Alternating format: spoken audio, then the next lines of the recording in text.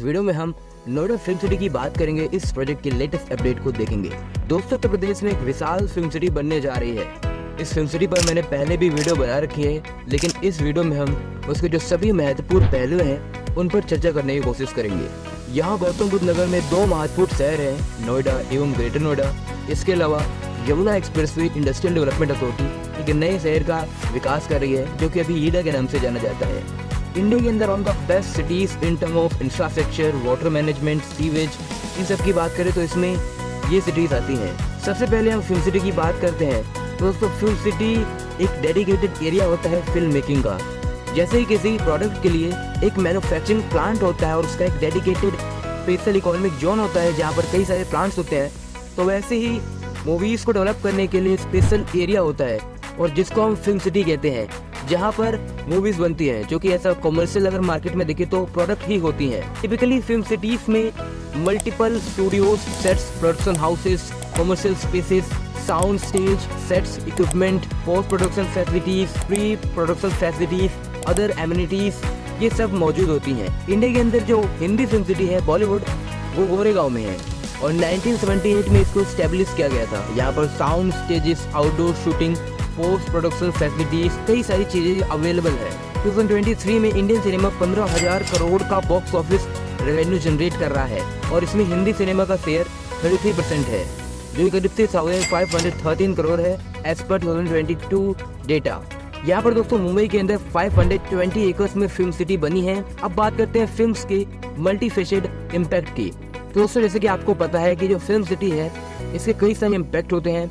ये cultural reflection का भी काम करता है, सोसाइटी में डिफरेंट कल्चर्स को मेन स्ट्रीम में लाता है, urban, rural, sci-fi, historical, contemporary topics को उठाता है, जिससे बहुत सारे लोग अवेयर हो जाते हैं बहुत सारी चीज़ों के बारे में। इसके अलावा ये एक इकोनॉमिक चेन भी बनाता है। फिल्म प्रोडक्शन में कैमरामैन से लेकर डायरेक्टर तक कई सारा वर्क यहाँ पर होता है, उससे गवर्नमेंट को टैक्स रेवेन्यू भी मिलता है। इसके अलावा ये सॉफ्ट पावर का भी काम करता है। जब फिल्म्स दूसरे देशों में जाती हैं और वहाँ पर चल जाती हैं तो उससे उस देश के प्रति अच्छी इमेज बनती है, तो ये काम भी ये करता है और ये एक तरीके से इनडायरेक्टली टूरिज्म को भी बढ़ाता है। जापान एवं दक्षिण कोरिया इसकी बहुत ही अच्छे उदाहरण है। जैसे कि मैंने आपको बताया कि फिल्म सोसाइटी के अंदर इम्पैक्ट डालती है और बहुत ज़्यादा डालती है।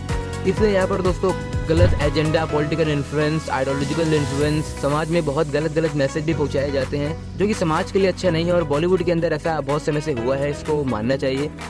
ये एंटी हिंदू और एंटी इंडिया की एजेंडा को काफ़ी समय से पुश कर रही है। इस पर दोस्तों मैं बहुत ज़्यादा कमेंट नहीं करूँगा क्योंकि ये टॉपिक से अलग हो जा रहा है। अब हम बात करते हैं फिल्म सिटी की। दोस्तों, पूरे उत्तर भारत में कोई भी बड़ी फिल्म सिटी नहीं है। उत्तर भारत में जहाँ कलाकारों की कमी नहीं है, इतनी बड़ी जनसंख्या है। इसके अलावा अगर आप बॉलीवुड में देखें तो वहाँ पर हिंदी जगत के ही कलाकार हैं, हिंदी बेल्ट से आए हुए ही कलाकार हैं। लेकिन जब हम बात करते हैं नॉर्थ इंडिया में फैसिलिटीज़ की, तो यहाँ पर फैसिलिटीज़ का बहुत ज़्यादा अभाव है। टैलेंटेड होने के बावजूद भी उन्हें प्लेटफॉर्म नहीं मिल पाता है। चलिए दोस्तों, हम टाइमलाइन को देखते हैं कि फिल्म सिटी की टाइमलाइन कैसी रही है। सबसे पहले सितंबर 2020 में योगी आदित्यनाथ जी ने फिल्म सिटी का अनाउंसमेंट किया। गौतम बुद्ध नगर की तीनों डेवलपमेंट अथॉरिटीज़ को लैंड के प्रस्ताव भेजने को कहा। इसमें नोएडा, ईडा और ग्रेटर नोएडा, ये तीनों अथॉरिटीज शामिल थी। तीनों ने अपने लैंड पार्सल का प्रस्ताव दिया, लेकिन ज़्यादातर जो लैंड पार्सल था वो कम था, 250, 300, 400 एकड़ का था। लेकिन ईडा अथॉरिटी ने 1000 एकड़ का लैंड पार्सल यहाँ पर दिया यूपी गवर्नमेंट को सेक्टर 21 में, और इसीलिए यहाँ पर दोस्तों गवर्नमेंट ने इसी साल इस प्रस्ताव को अप्रूवल दे दिया। उसके बाद यहाँ पर कंसल्टेंट के लिए बिड निकाला गया और bid American firm CBRE south Asian Pvt limited ने जीता, जो कि यहाँ पर कंसल्टेंसी सर्विस प्रोवाइड कर रही है ईडा अथॉरिटी को कि कैसे यहाँ पर DPR बनाया जाए, किस प्रकार से DPR सफल होगा। दोस्तों, अगर हम साइट की बात करें तो ये साइट बहुत ही ज़्यादा प्रोमिनेंट लोकेशन पे लोकेटेड है, क्योंकि इसकी जो प्रॉक्सिमिटी है नोएडा इंटरनेशनल एयरपोर्ट, गाजियाबाद जेवर RITS एक्सप्रेसवे से बहुत अच्छे से कनेक्टेड है। चाहे आप उत्तर प्रदेश के ईस्टर्न साइड को देखें और चाहे आप दिल्ली साइड को देखें। दिसंबर 2020 में कंसल्टेंसी सर्विस के लिए बिड निकाला गया था और US based CBRE south Asian Pvt limited ने ये बिड जीता। यहाँ पर ईडा अथॉरिटी ने एज अ कंसल्टेंट इसे हायर किया और उसने बताया कि कैसे DPR बनना चाहिए फिल्म सिटी के लिए और कैसे वो सफल होगा। तो ये सर्विस यहाँ पर CBRE south Asian Pvt limited ने प्रोवाइड की ईडा को। यहाँ पर इसका DPR बनाया गया और DPR को ऐसा ब्लूप्रिंट सिटी के डेवलपमेंट के लिए यूज करना था। नवंबर में ईडा ने ग्लोबल टेंडर इनवाइट किए फर्स्ट टाइम 2021 के अंदर। और दोस्तों, ये जो टेंडर थे ये फेल्ड हो गए। केवल एक ही कंपनी ने बिड रखा और जो रूल्स कहते हैं कम से कम 3 बिडर्स नेसेसरी हैं एक फिजिबल बिडिंग के लिए, इसलिए यहाँ पर दोस्तों ये जो बिड है ये कैंसिल कर दिया गया। सेकेंड टाइम फिर से यहाँ पर बिड निकाला गया और दोस्तों ये जो बिड है ये अक्टूबर 2022 में निकाला गया था। इसके तहत दोस्तों यहाँ पर डेवलपर्स ने बिड नहीं रखा, हालांकि वो सुझाव दे रहे थे।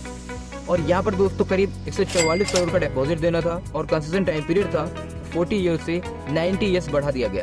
कंसेशन पीरियड दोस्तों वो पीरियड होता है जिसमें एक कंपनी के बीच में कॉन्ट्रैक्ट साइन होता है और जब तक की डेडलाइन होती है उस बीच में जो भी निर्माण कार्य होने होते हैं, रेवेन्यू शेयर होना होता है, ये सारा जो टाइम पीरियड होता है इसको कंसेशन पीरियड कहते हैं। सेकेंड फेज में VFX और OTT प्लेटफॉर्म को भी एलिजिबल कर दिया गया था बिड रखने के लिए।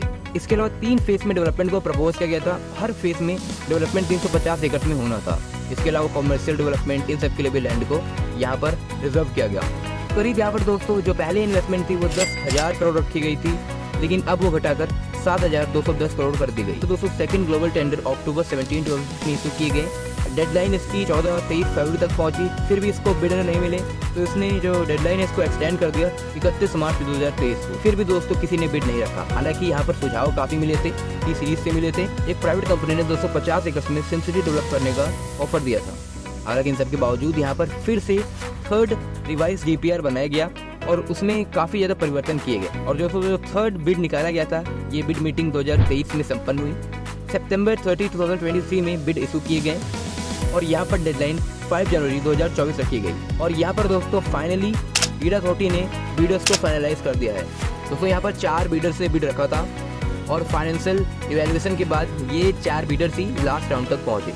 इसमें super cassettes industries private limited जो कि टी सीरीज की है, super sonics technobuild private limited, Maddock films की जो है, cap of go film limited, BAU projects limited, फोलोएन film private limited, backed by EC Bakodia, ये सारी कंपनीज ने बिड रखा था।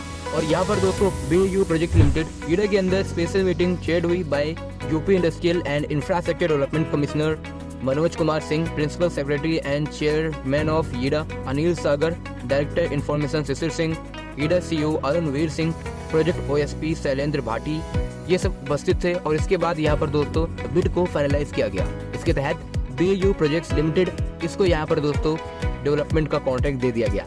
दोस्तों ये जो BAU प्राइवेट लिमिटेड है ये एक तरीके की SPV है भूटानी इंफ्रा और फिल्म मेकर बोनी कपूर की। इस कंपनी को रेसिडेंशियल और कॉमर्शियल डेवलपमेंट का काफ़ी अच्छा एक्सपीरियंस है और जो भी यहाँ पर DPR के तहत गाइडलाइन जारी की गई थी उन सभी गाइडलाइन को ये फुलफिल कर रही थी। यहाँ पर दोस्तों फिल्म सिटी को सेक्टर 21 में बनाया जाएगा। अभी इसको स्टेट गवर्नमेंट का अप्रूवल चाहिए। स्टेट गवर्नमेंट को प्रपोजल भेज दिया गया है। उसके अप्रूवल के बाद यहाँ पर लैंड को ट्रांसफर कर देना शुरू कर दिया जाएगा ईडा अथॉरिटी द्वारा BAU प्रोजेक्ट्स को। अगर हम DPR की बात करें तो जो इसमें महत्वपूर्ण परिवर्तन किए गए हैं, पहले तो दोस्तों जो कंसेशन पीरियड है वो नहीं रहेगा, 90 ईयर्स का कंसेशन पीरियड यहाँ पर मिलेगा और इसको पब्लिक प्राइवेट पार्टनरशिप मॉडल के तहत डेवलप किया जाएगा और इसमें DVFOT बेसिस पर इसका डेवलपमेंट होगा, जिसमें design, build, finance, operate, transfer शामिल है। इसके अलावा यहाँ पर 4 फेज में डेवलपमेंट को प्रपोज किया गया है। पहला फेज 230 एकड़ का होने वाला है और जो बाकी रेस्ट ऑफ 770 एकड़ लैंड पार्सल है इसको रिजर्व किया जाएगा वेरियस फेसेस के लिए और उन वेरियस फेसेस में अलग अलग प्रकार के डेवलपमेंट को प्रायोरिटी दी जाएगी। इन 230 एकड़ 75 एकड़ करीब 33% लैंड पर्सन कॉमर्शियल स्पेस के लिए रिजर्व किया जाएगा और 155 एकर्स जो कि 67% है टोटल लैंड पर्सल का, इसको इंडस्ट्रियल एरियाज के रूप में रिजर्व किया गया है। अब यहाँ पर दोस्तों इंडस्ट्रियल एरियाज का आशय उसी से है जहाँ पर dubbing studios, editing studios, VFX studios, special effect studios, film festival arenas, premiere arenas, इनका डेवलपमेंट होगा।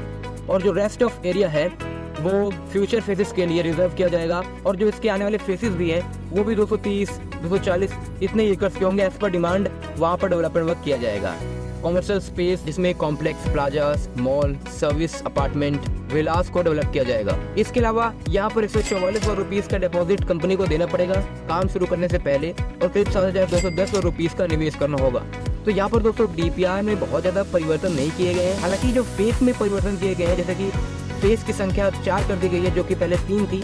दोस्तों जैसे कि मैंने आपको बताया कि अब उत्तर प्रदेश के फाइनल अप्रूवल की जरूरत है, इसके बाद यहाँ पर काम शुरू हो जाएगा। दोस्तों फिल्म सिटी का प्रस्ताव 2020 में ही आया था लेकिन 3 साल इसको हो गए, काफ़ी समय लग गया यहाँ पर बिडर मिलने में। बहुत सारे लोगों को लगता था कि यहाँ पर फिल्म सिटी डेवलप ही नहीं हो सकती है, लेकिन मैंने कहा था कि ये जो प्रोजेक्ट हैं ये बहुत ही आसानी से डेवलप नहीं होंगे। जैसे कि आपको पता है कि एक बहुत ही विशाल फिल्म सिटी है, तो हालांकि इसमें समय लग गया लेकिन फिर भी दोस्तों यहाँ पर अब बिड फाइनल हो गई है। अब इस पर आगे काम शुरू होगा। यहाँ पर मॉडर्न फैसिलिटीज होंगी और काफ़ी सारी ज़रूरतों को ये पूरा करेगा। हालांकि आज के समय में बहुत सारे लोग कहते हैं कि फिल्म सिटी की ज़रूरत नहीं है, कहीं पर भी फिल्म शूट हो पाती है, लेकिन दोस्तों फिल्म सिटी एक स्पेशल इकोनॉमिक जोन है फिल्म प्रोडक्शन का। और अगर नॉर्थ इंडिया के अंदर ऐसा जोन होगा तो इससे नॉर्थ इंडिया के कलाकारों को काफ़ी लाभ होगा और जो इकोनॉमी को ये पुश देगा वो तो अभी अनइमेजिनेबल है कितना यहाँ पर ग्रोथ होने वाला है। अब ये दोस्तों देखने वाली बात है कि किस प्रकार से यहाँ पर डेवलपमेंट वर्क होता है, किस प्रकार स्टूडियो से यहाँ पर आकर सेटअप करते हैं। दोस्तों आने वाले समय में जो भी इस पर मेजर डेट्स आएंगी और जो भी यहाँ पर सेटअप करेगा अपना स्टूडियो वगैरह, इन सब पर हम चर्चा करेंगे। आज की इस वीडियो में इतना ही। अगर आपको ये वीडियो पसंद आए तो वीडियो को लाइक करें।